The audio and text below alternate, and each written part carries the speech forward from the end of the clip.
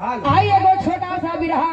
आवा मास्टर, एक ठे बिरहा 4 लाइन कब्जी भूमिका के भाव में इशारा कैले हुआ।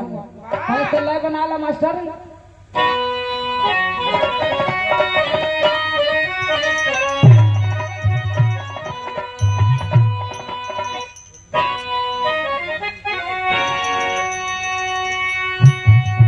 जब प्रकृति ने पले पे था पहरा किया तो प्रासी रो रहा था विरह भाव से।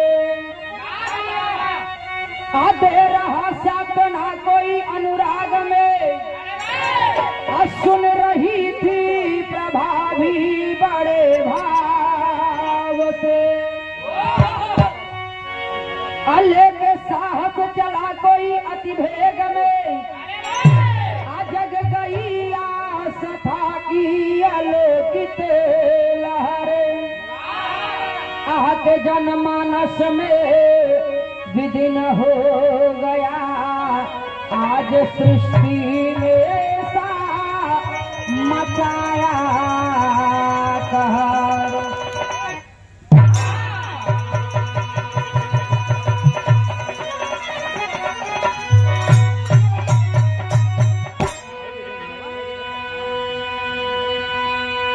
ओके उधर ही घुमाए तो बैठा है चाहे जाने के यहाँ खाली रखा बल के लगाए दे हरिया। पंकज भैया यही खाली रखा बल की दरिया लगाए दो के हरे घुमाए था 4 मनई बैठा है। हवा तो हरो तो चाहे गर्मी एक जने के नहीं लगा तो सबके गर्मी छटकी बा। जौनपुर वैया का हवा है एक कैती हवा लागत रहे एक कैती पसीना फेंकत रहे। आ सोत जाब सब फनाई उठब।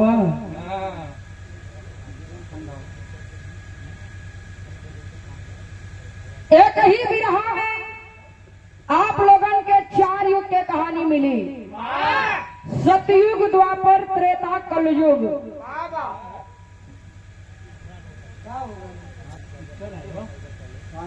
कैसन छटपटाट हुआ लोग बड़ा छुअन करंट ना में छुआ के पड़ी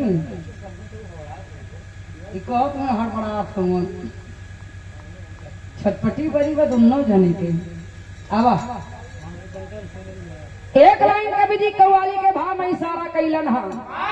कव्वाली कौन है मास्टर?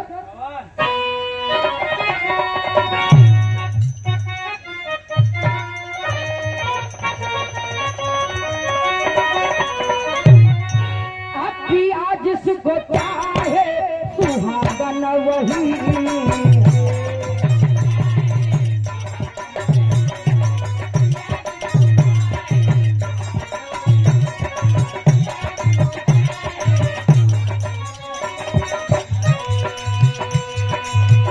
जिसको चाहे सुहागन वही।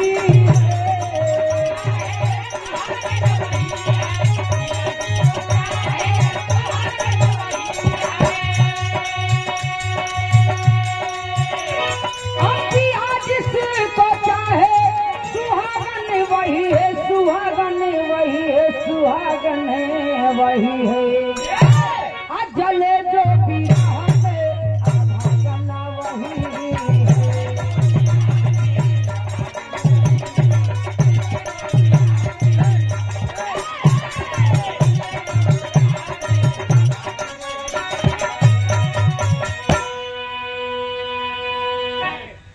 जिसको चाहे सुहागन वही है।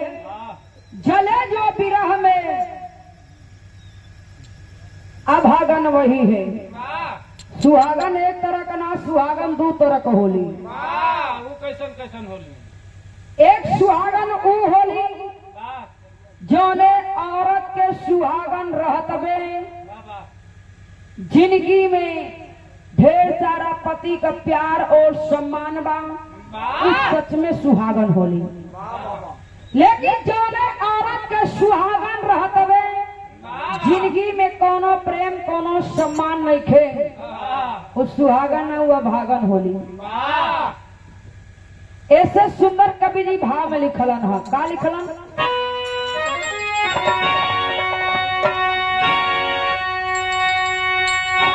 आज जमी जल रही थी गगन जल रहा।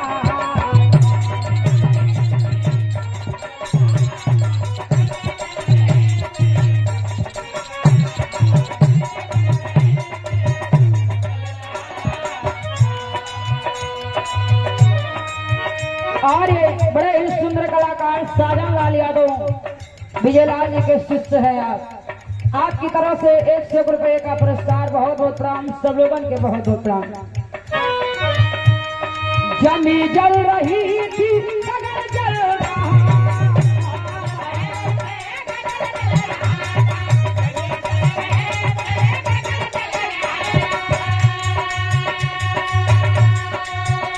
जमी जल रही थी गगन जल रहा था, गगन जल रहा था, गगन जल रहा था।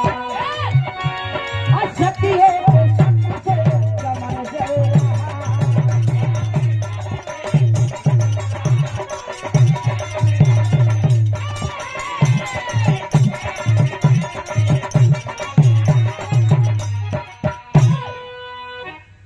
जमी जल रही थी गगन जल रहा था। सतियों के सत्य से ये सारा चमन जल रहा था।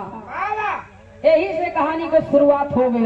हेलो हेलो तनी से टोन बना दी। हेलो हेलो हेलो अवधिया तनी सब खोला का हेलो हेलो। यही से कहानी की शुरुआत हो गई।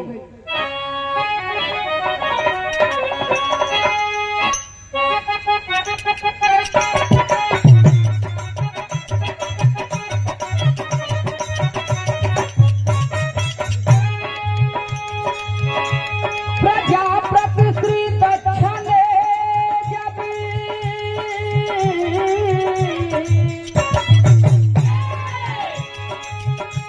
प्रजापति श्री दक्षिण जब यज्ञ कराया, देकर निमंत्रण देवी देवताओं को बुलाया।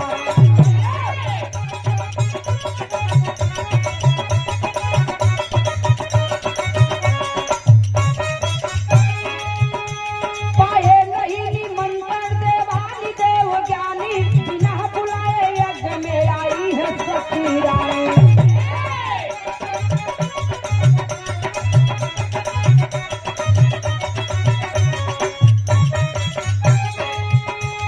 सुनकर के भोले जी गुस्सिया गए हैं, ससुराल बिना नेमता के आ गए हैं।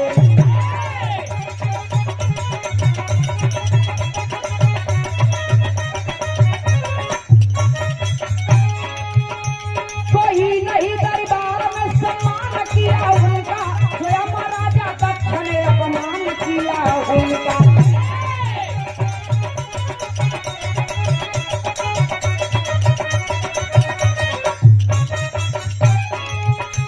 अपमान पत्ता सभी को तबाह कर दिया, अपमान पत्ता सभी को तबाह कर दिया।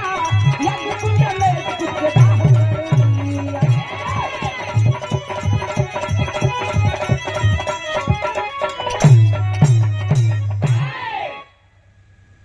कनी कहानी के समझ ली।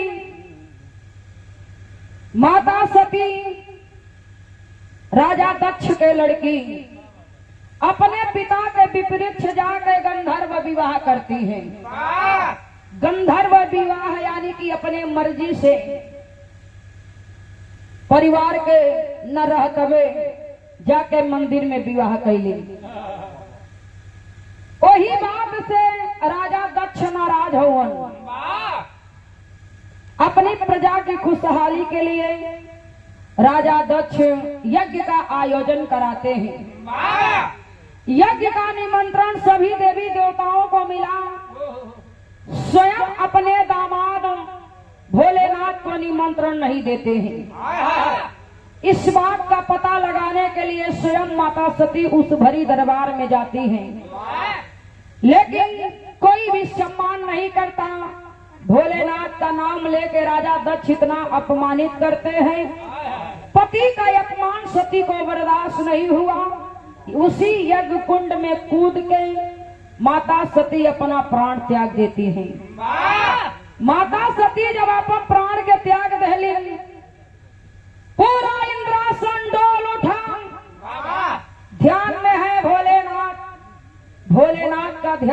हुआ। वाह क्रोध में त्रिशूल लेके पहुंचते हैं राजा दक्ष की दरबार। उसी क्रोध में त्रिशूल से राजा दक्ष का गर्दन काट देते हैं। राजा दक्ष का गर्दन काटने के बाद माता सती के मृतक शरीर को लेके पूरी सृष्टि का भ्रमण कर रहे हैं। वाह तो भयल का मास्टर यहाँ एगो गीत लगल।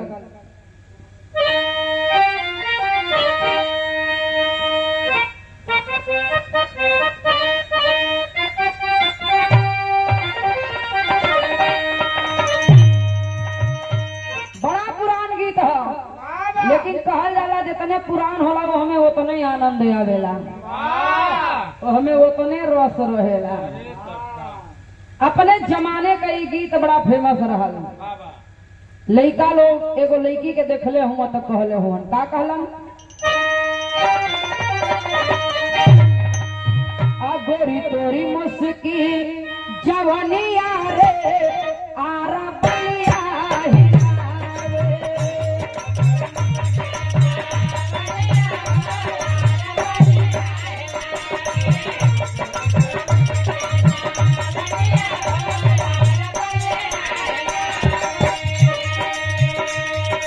गीत में थोड़ी बड़ी भाव पे आए। माता सती के मृतक शरीर को लेकर सृष्टि का भ्रमण कर रहे हैं।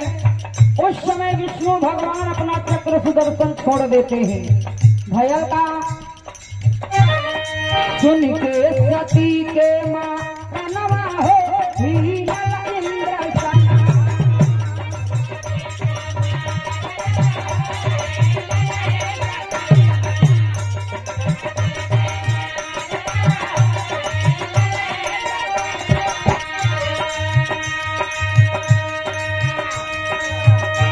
पूरा इंद्रासन डोल उठा। विष्णु भगवान चक्र सुदर्शन को छोड़ देते हैं।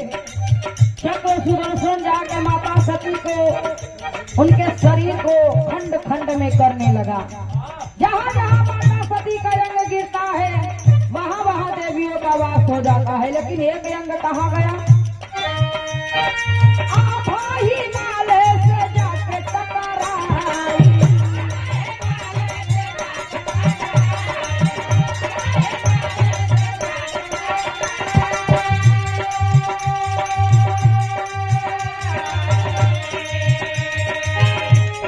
मैना महतारी के हीरा में समाई हो, हीरा में समाई।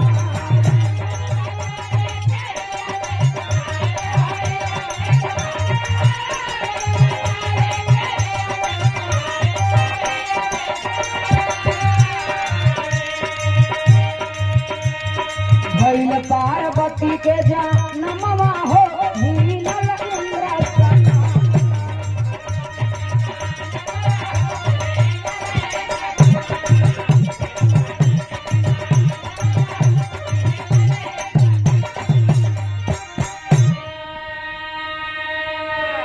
विष्णु भगवान का चक्र सुदर्शन जाके माता सती के अंग को खंड खंड में करने लगा। एक अंग कट के माता सती का जाके आभा हिमालय से टकरा के मैना महतारी के गर्भ में समाहित हो गए। जब मैना महतारी के गर्भ में समाहित हो गए तो गर्भ से जन्म के कर भयल माता पार्वती के। इस सतयुग के बात है। माता सती के देहांत भयल, माता पार्वती के जन्म भयल। धीरे धीरे सयान भइलिन, जंगल में जाके तपस्या करे लगलिन। जंगल में जाके तपस्या करे लगलिन भोलेनाथ के बर रूप में पावे खातिर। एक दिन नारद मुनि वही रास्ता से जात रहलन, देखलन, जाके भोलेनाथ से बतौले प्रभु लड़की तपस्या करत बा, लड़की सयान हो गई प्रभु, आपके बर रूप में पावे खातिर लड़की तपस्या करत बा। भोलेनाथ के तैयार कैलन, भोलेनाथ मान गईलन, तैयार हो गईलन पार्वती से बियाह करे खातिर। भोलेनाथ अमर रहलन लेकिन माता सती अमर ना रहली। लेकिन उन्हें भी वरदान रहल कि जितना भी रूप माता सती के होई हर रूप में पति के रूप में भोलेनाथ ही मिली है। अगुवाई कैलन, शादी तय हो गई, बारात दरवाजे पे आ गया। और जब बारात दरवाजे पे आए तो गीत बदल गई मास्टर।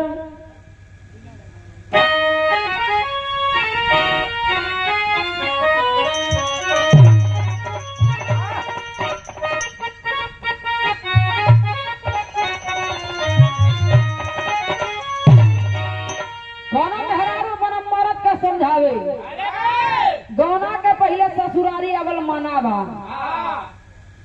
काहे समझावे। किनारे गवाना सजनावा, किनारे गवाना सजनावा, यानी ससुरारिया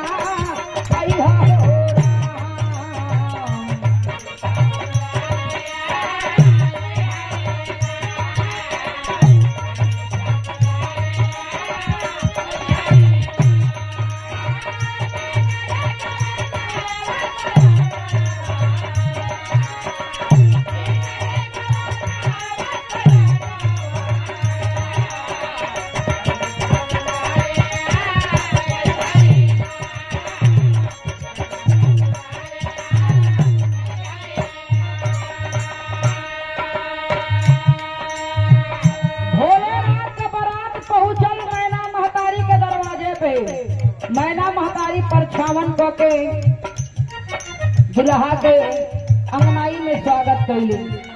धीरे धीरे रात बीतल, विधि विधान से शादी संपन्न हो गया। सवेरे से विदाई करा के पार्वती के लेके पहुंचल कैलाश पर्वत पे। तब कभी जो लिखो था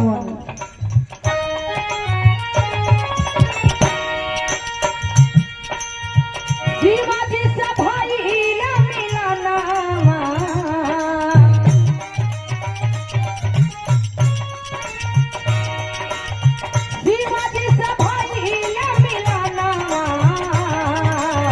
जब गवाना कैली हो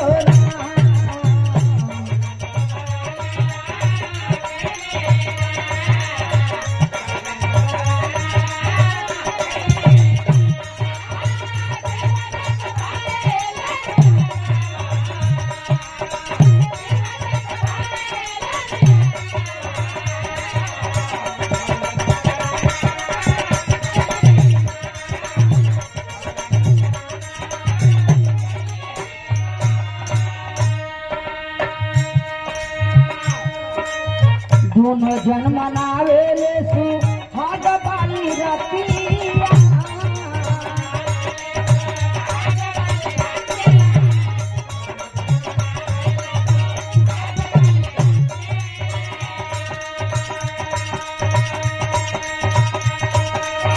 एक में समाई गई दोनों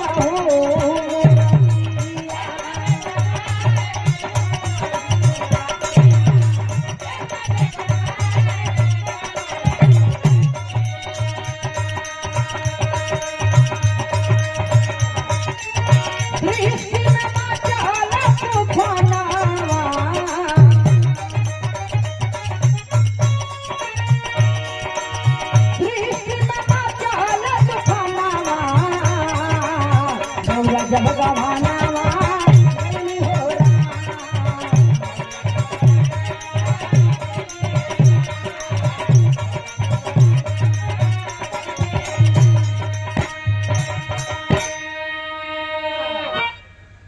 माता पार्वती गई कैलाश पर्वत पे। शादी के बाद पहली रात बा। भोलेनाथ माता पार्वती एक दूसरे के प्यार में इतना खो गई। जगत के रचैया, जगत के पालनहार भोलेनाथ माता पार्वती के प्यार में इतना खो गई, पूरा दुनिया के भुला गई। उस समय विष्णु भगवान दोबारा अपना चक्र सुदर्शन छोड़ते हैं। चक्र सुदर्शन जाके भोलेनाथ के लिंग को खंड खंड में कर देता है। किसको?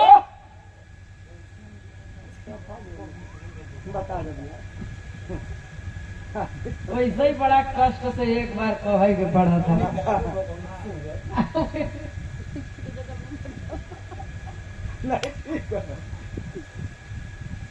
एक ही अक्षर का अंतर है। भोलेनाथ के लिंग को खंड खंड में कर देता है। वही समय प्रमाण मिलल कि शिवलिंग के विस्तार हो गए। जवन शिवलिंग के आप लोग पूजा करेला, सावन के महीना में लोग माटी का शिवलिंग बना के रुद्राभिषेक करावेला, बड़ा शुभ मानल जाला। लेकिन अब सतयुग के बाद छोड़ी बैठल रहा शांति से, तो है आनंद ज्यादा मिला था, हमहू देखत है। हाँ, दुनिया के नींद आई जाए लेकिन इनकरे न आई।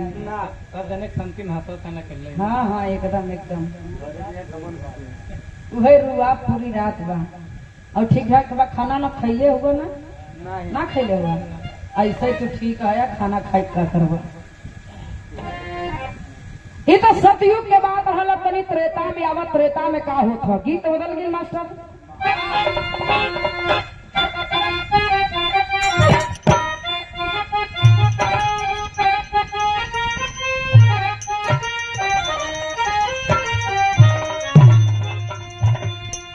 कोनो बिटिया के महतारी ना रहली, बाबूजी विदाई करत हो, ले जात हो डोला में बैठावे, वही समय वो बिटिया रो के कहे,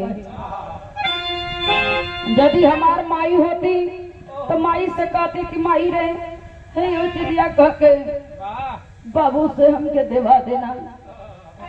वो बिटिया रो के कहे, का कहे? लाली रंग, हाँ लाली रंग ओढ़ी के चुनरिया ससुरारिया डाली है दीदिया। हेलो, ठीक बात,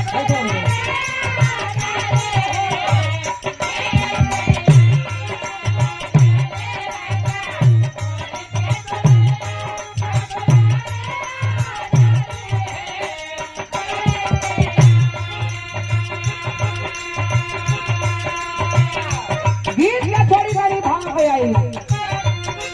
दिया जब, हाँ दिया जब गई दिया बना अपना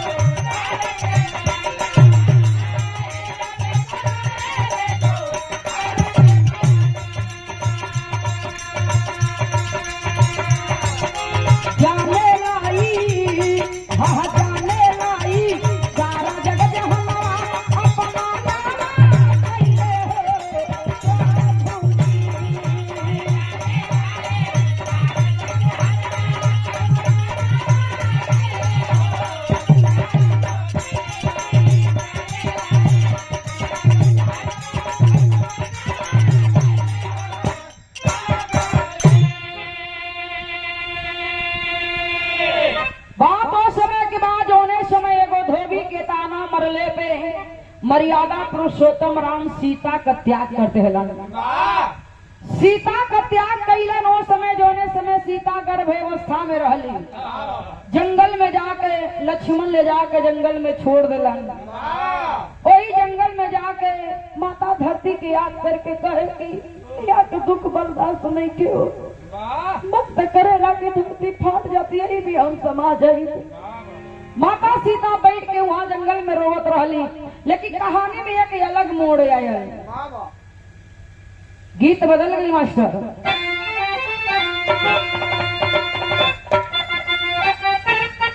ये हमारे प्रयागराज वाली एकदम घाटी है।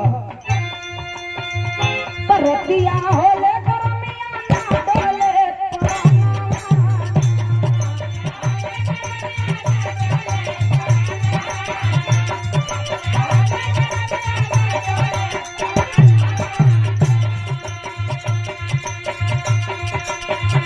हमारे गारानी किनारे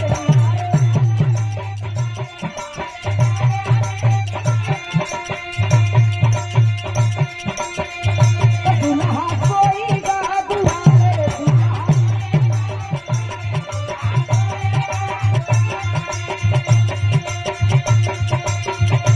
मोरे सासू मारिया दिल मारा में हमारा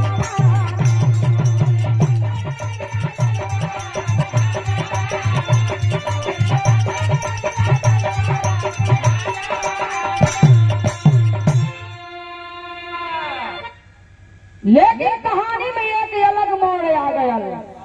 आयल कहां से मास्टर? तो राजा दुर्मन शिकार खोल दिया तो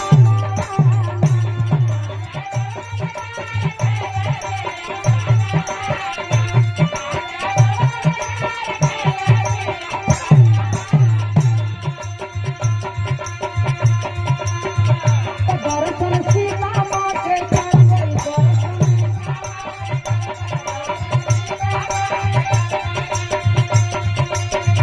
कौन कर पौआ हम पत्थर गयो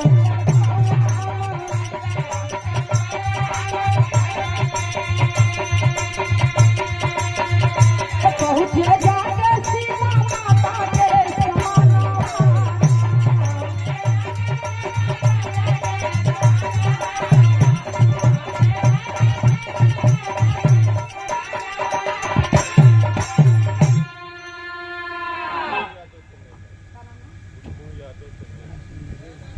बड़े ही सम्मानित आप गुड्डू यादव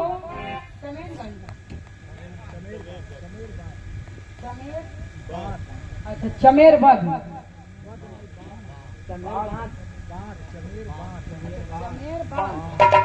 अच्छा चमेर बांध बांध हमारे यहाँ दूसर कुछ बंधा कहती अरे यहाँ जलेबी के मुरब्बा कहल तो गुड़ के का कहेलन अब तोहरे यहाँ गुड़े के गोलगप्पा कहती हाँ डेली कहती। अभी यही अंतर देखा हमारे यहाँ गुड़ कहती यहाँ भेली कहती भेली आपो तरफ कहती ना।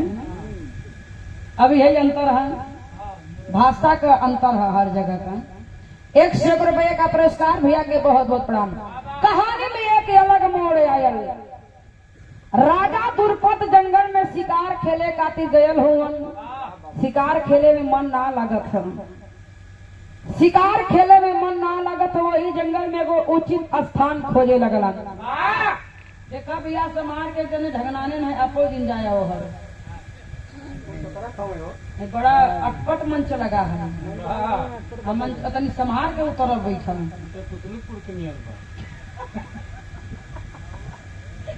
ऐसे ही जब कुतलूपुर पुराना पोखरा रामनगर में जब मंच लगा था हमारे ख्याल से रात भर में 10-15 जने लुढ़क जाती।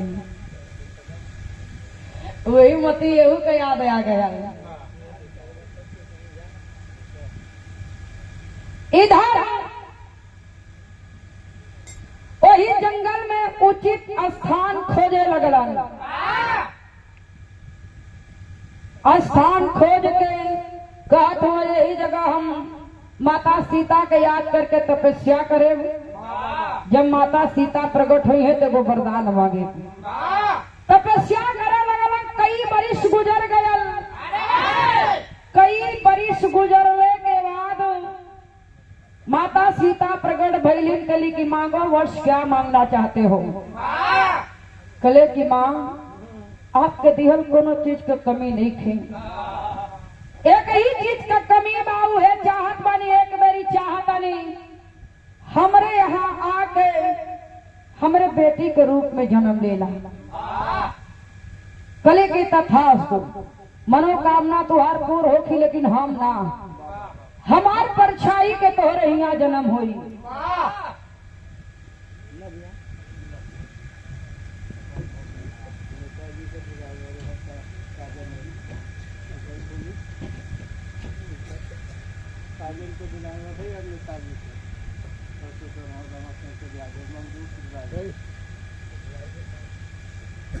रमाशंकर यादव नेताजी के और समाजवादी पार्टी के जिला उपाध्यक्ष सोनभद्र की धरती से आप उनके ड्राइवर हैं। बड़े सुंदर गायक कलाकार साजन जी के ड्राइवर हैं आप। सुंदर पंखुड़ियों में गुथा हुआ पुष्पहार 100 रुपए का पुरस्कार। बहुत बहुत प्रणाम सब लोगों के, बहुत बहुत प्रणाम।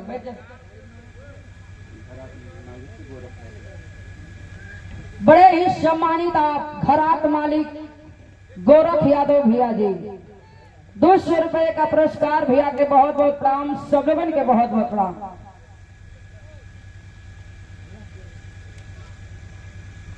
माता सीता कहली कि हम ना हमारे परछाई के रूप में तोहरे यहाँ जन्म होई बेटी के रूप में। सतयुग बीतल, त्रेता बीत गयल, अब आ गए द्वापर। तनी द्वापर में देखा का होता, तेरी के भाव में कहना बा मास्टर।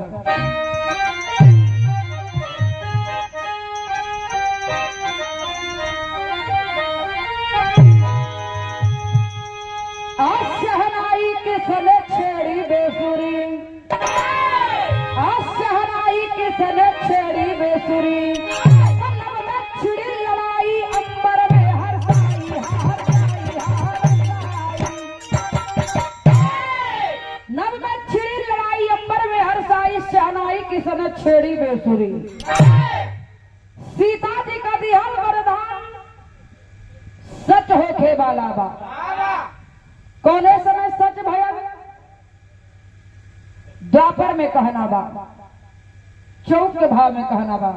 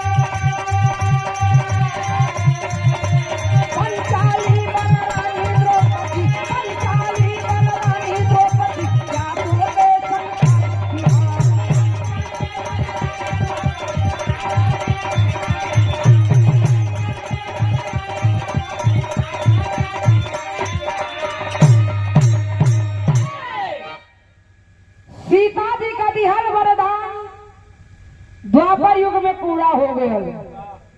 राजा द्रुपद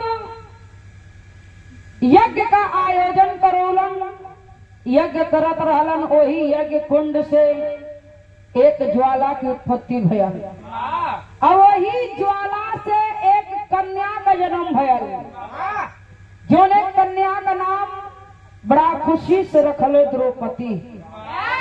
धीरे धीरे जब द्रौपदी सियान भइलिन, राजा द्रुपद स्वयंवर रखलन। स्वयंवर का शर्त रहल, एगो ऊपर मछली टांगल हा, नीचे खौलक तेल में देखे के हा, अब मछरी के आँखी में बाण मारे के हम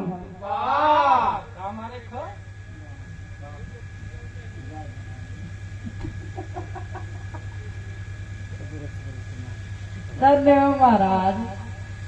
एक अक्षर में जल्दबाजी में गड़बड़ाई जाए तो बाण के जगह कुछ और निकल जाए। इधर सब लोग धीरे धीरे यजमान के पीछे हो गई। जोने के बाजू में दम नहीं खे हो सब आयल हुआ, जरा जंघा में जोर नहीं खे हो गोली आयल हुआ।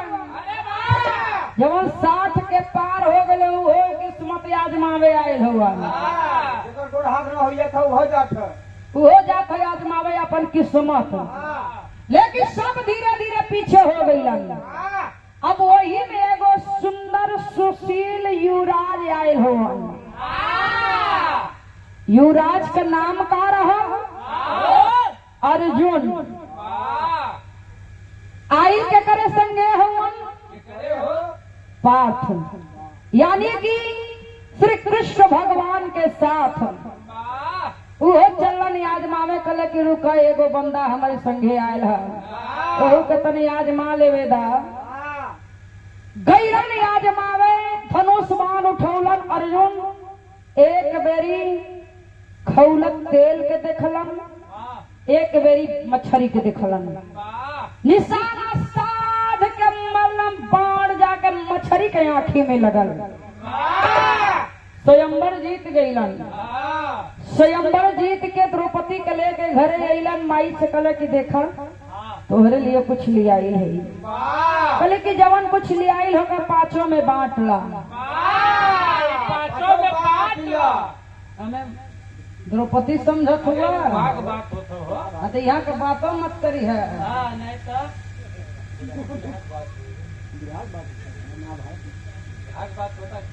रिहाई के बात करवे करे, यहाँ के बातों जिन करे।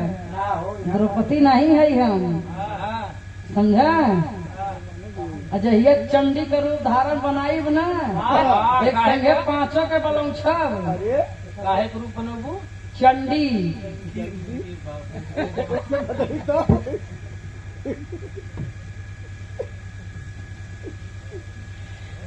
आओ तनी बिरा ये प्रसाद ना उठा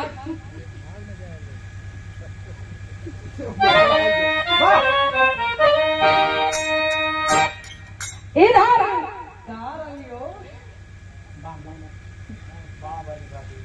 बाण वाली बात होती रही। लगाई गई बात पंचाली होई वाली है, तब से बाणे पे अटका है।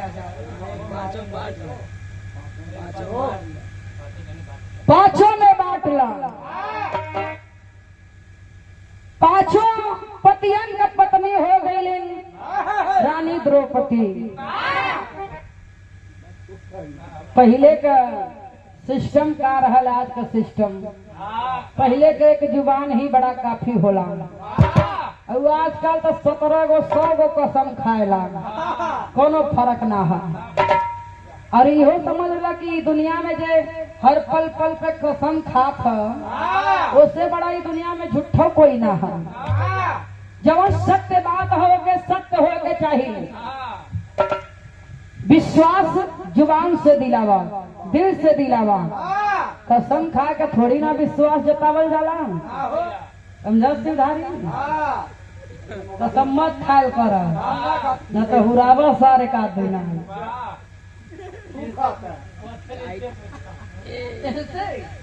कसम खा ला ना, कसम खा तो कैसे दंड बैठक के कसम खियाए हो। हम का कर खियाए भाई पूछा भाई करा तुहार कहत होवन अपने इनसे पूछा।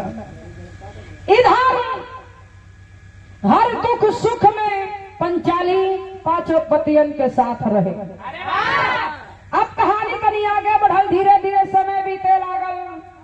5 पांडवों पर राजपाट हार गईलन कौरव के हाथ, रानी द्रौपदी के भी हार गईलन। दुशासन चीर हरण कैले।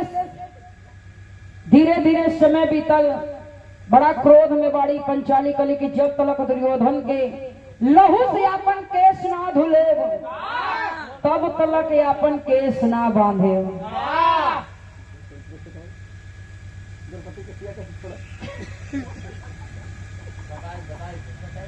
बताए जी कैसे केस छोड़े।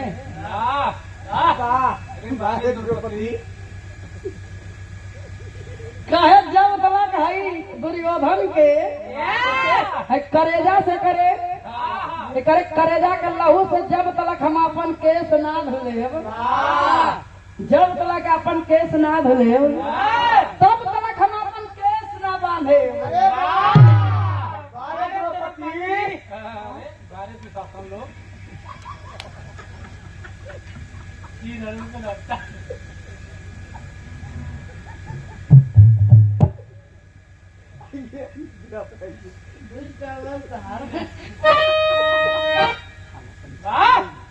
कभी कहानी पे आई ये सब तो हो जात रहते तो हंसी मजाक है।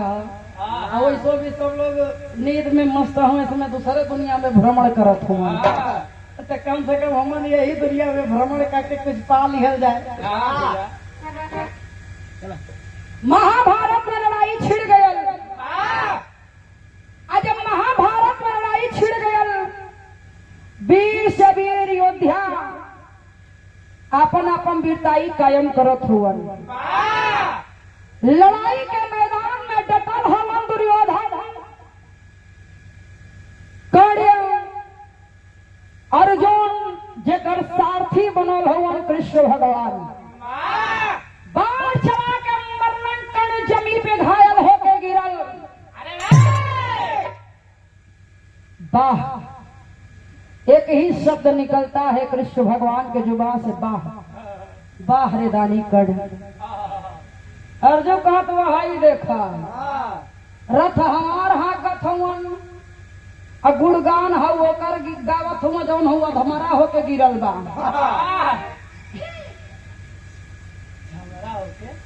अधमरा मतलब कि आधा मरा, आधा जीवित आधा मरा। पहाड़ी आदमी हो क्या समझ में आई। कही तो ना कि इलाहाबादी भाषा पर टोका मत करा करा, ऐसा भाषा है कि फारत चीरत ऐसा ही बोली जाए। अधमरा हो गए, कर्ण गिरल है जमी पे। परीक्षा लेवे खातिर गईलन मुरली मनोहर। अर्जुन के भी दोनों लोग भेष बदल के गईलन, जाके आवाज देते हैं भिक्षाम देहि। पुनः आवाज देते हैं भिक्षाम देहि। सर उठता है कर्ण का, प्रभु ब्राह्मण को रूप बना के आए हुआ, मेरे पास क्या है, मैं क्या ही ध्यान दे सकता हूँ। कहले कि अब भी तुम दान दे सकते हो, तुम्हारे पास एक सोने का दांत है, इसको तुम दान कर सकते हो। तनी सा दूरी पे एगो ईटा रहल, कहले कि तनी ब्राह्मण देवता दे दी, वही सततवा तोड़ के हम दे दे बनी। कहले कि मैं तुम्हारा नौकर थोड़ी ना हूँ, दान देना है तो अपने से ईटा लेके दांत को तोड़ को दो। इतना घायल होके गिरल हक्कड़, फिर भी घिसक के धीरे धीरे ईटा के लेके दतवा तोड़ के जेही देवे लगे। कहते हैं मैं जूठा दांत नहीं लेता हूँ, दान दे भी रहे हो तो जूठा दांत दे रहे हो। धनुष बाण उठा के कर्ण बाण चलाता है, जिसमें बाण गंगा निकलती है। उसी बाण गंगा में दांत को धुल के ब्राह्मण देवता को दान में दे देता है। यही चले लगन, पीछे से पैरवा पहचान ले कर्ण बाहर छलिया। श्री कृष्ण भगवान आजो छल कर देला, छल करे आयल हुआ, अपने रूप में आ गए। कल की मांगो, क्या वरदान मांगना चाहते हो। यही वरदान देवे लगलन, यहाँ के द्रौपदी हथवा के पकड़ ले के वरदान देत हुआ। ये के वरदान देत हुआ, अरे ये हमारा सिला दुश्मन है, एक के वरदान देत हुआ। जब तलक करेजा ना फारे तब तलक हमारा जी जुड़ाए वाला ना। धीरे धीरे समय बीतल है, द्रौपदी बड़ा क्रोध में बाड़ी, हाथ में लेके तलवार दौड़ली की जाके कड़ के गर्दनिया काट ले। तो वही का आल्हा के भाव में कहना बा,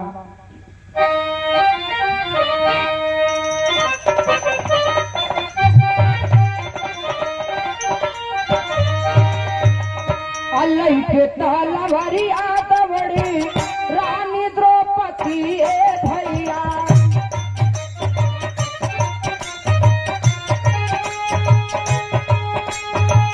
कृष्ण भगवान ली है करके बचा,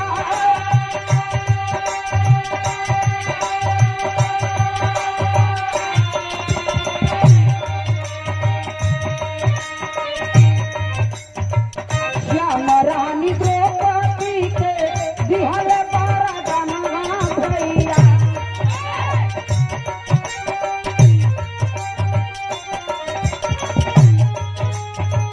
सुन सुन बहिनी तानी बतिया हो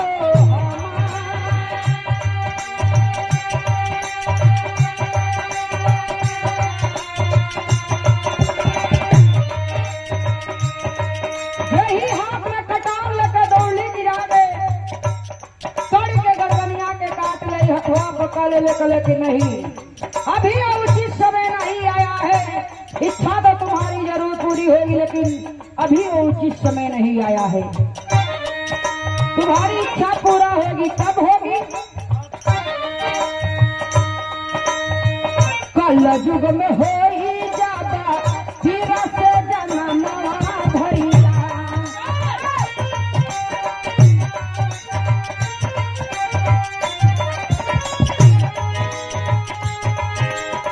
ले जनमा पृथ्वी राज घरे जा,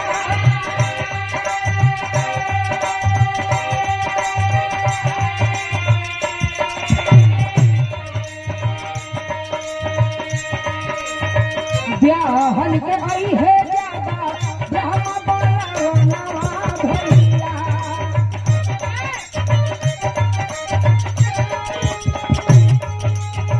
बाबा छुपई है आपन जगवा हो,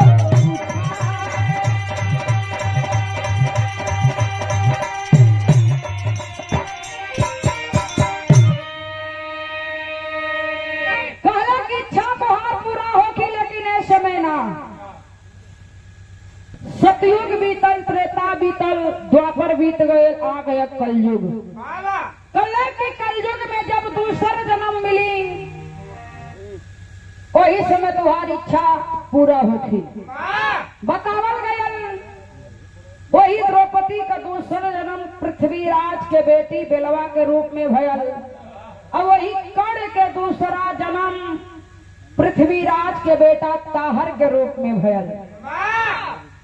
महोबा से ब्रह्मा दुल्हा बन के चलन बेलवा से शादी रचावे खातिर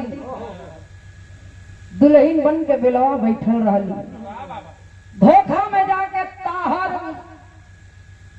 ब्रह्मा के पेट में छुरा घोप दिला, वही धोखा में ब्रह्मा का मौत हो गया। दुल्हन बन के बैठल रहली बेलवा, हाथ में कटार लेके जाके ताहर के गर्दनिया के काट ले, ताहर के गर्दनिया के काट के चिता लगाए के जौन पति बने वाला रहना ब्रह्मा के लेके यही कलयुग में सती हो गई। तब आखिरी प्रमाण में कहना बा,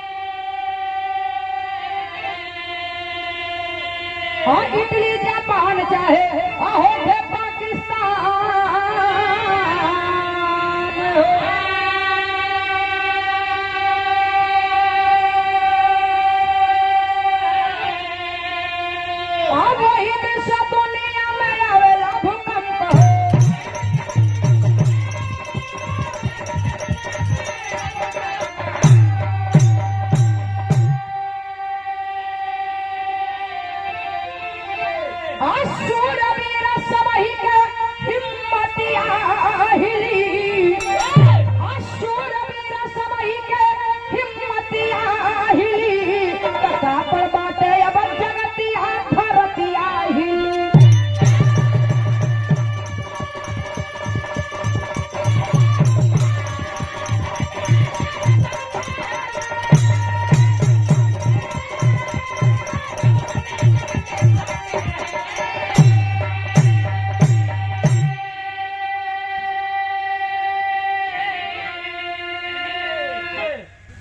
बतावल गयल जोने समय एक कलयुग में बेलवा अपने पति बने वाला रहलन ब्रह्मा के लेके सती हो गई, वही समय से भूकंप आवे शुरुआत हो गई। इटली, जापान, अमेरिका, पाकिस्तान, चीन, कहाँ ना भूकंप आया। एक दिन हमरे सारनाथ गाँव तो हूँ आएगा 2 साल पहले, 2 साल की 1 साल पहले, और इन्हीं के जगह पे हम गऊ रहे। गुरुजी हॉस्पिटल में रहना। इनका तबीयत बहुत खराब रहल, कार्यक्रम इनकर और पंकज पुजारी का रहल, लेकिन आपके तबीयत बहुत ज्यादा खराब हो गई जब सारनाथ में, तो आपके जगह पे हम गावे गए रही। वही जगह थोड़ा सा झटका लागल रहल, महसूस तो नहीं तो भइल हो कि हॉस्पिटल में रहल, और वैसे भी झटका तो इनके वैसे महसूस होते ही रहल।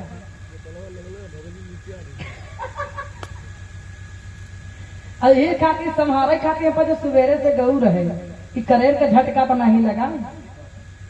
आखिरी प्रमाण में गुरु घराने का परिचय बा कहना बा।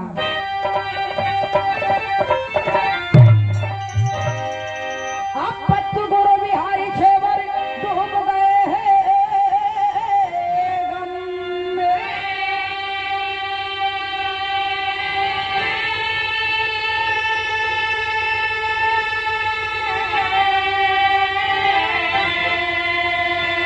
काशीनाथ कहे सुखनंदन आंसू बहे कलम से,